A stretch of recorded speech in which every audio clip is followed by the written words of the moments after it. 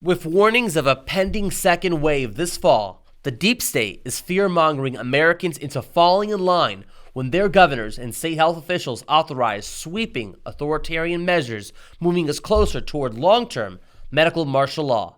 I'm Christian Gomez, and you are watching JBS Straight Talk.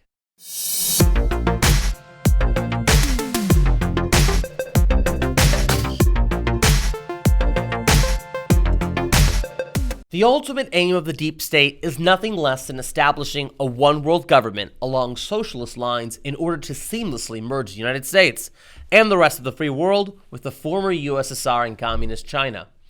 In order to reach this goal, they will need economic integration, which is openly promoted in every international trade deal. In fact, the stated objective of the Asia-Pacific Economic Cooperation, APEC, of which the U.S. and Communist China and Russia are members of, is to establish a region-wide free trade bloc known as the Free Trade Area of the Asia-Pacific, FTAAP, modeled after the European Union. APEC is also one of the few global bodies that both Hong Kong and Taiwan have membership status equal to and separate of Communist China. However, under the cover of the Wuhan virus, the Chinese Communist Party has intensified its crackdown on freedoms in Hong Kong with the passage of a new national security law in the National People's Congress. The goal of the Chinese Communist Party slave masters is to purge all opposition to their regime and assimilate the city-state into their communist collective. However, the greatest threat to the God-given rights of Americans has not come from the Chinese Communist Party. Rather, it's come from governors, mayors, and state health officials who've exploited the current pandemic to turn themselves into mini tyrants issuing their own authoritarian orders. Governors and others in the media have called for imposing contact tracing, carrying digital health IDs, and conducting mass forced vaccinations as a prerequisite for reopening a state and allowing residents to resume their normal lives.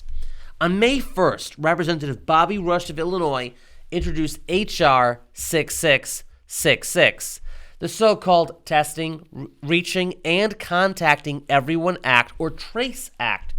Figuratively speaking, H.R. 6666 would have Americans take a government mark of approval for their lives.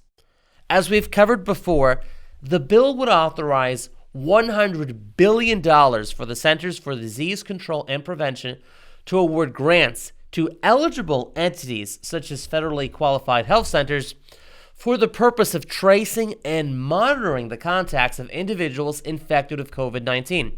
The grants would also be used to support the quarantining of those contacts, and this is only the beginning. In addition to H.R. 6666, Senator Chris Coons of Delaware introduced S. 3624, the Pandemic Response and Opportunity Through National Service Act in the U.S. Senate. This bill would expand the federal government's national service program by creating 750,000 new jobs, including 300,000 public health positions to assist state governments in carrying out contact tracing. The continuity of our republic and the preservation of our God-given rights are on the line. We at the John Birch Society urge you to use the federal legislative alert below and on our website entitled Stop Contact Tracing Bills H.R. 6666 and S. 3624 to send a pre-written email, tweets, phone calls, and video messages to your U.S. representative, senators, and President Trump, encouraging them to stop and oppose both H.R. 6666 and S. 3624. We must never let tyranny gain a foothold in our republic. Until next week, stay healthy and God bless.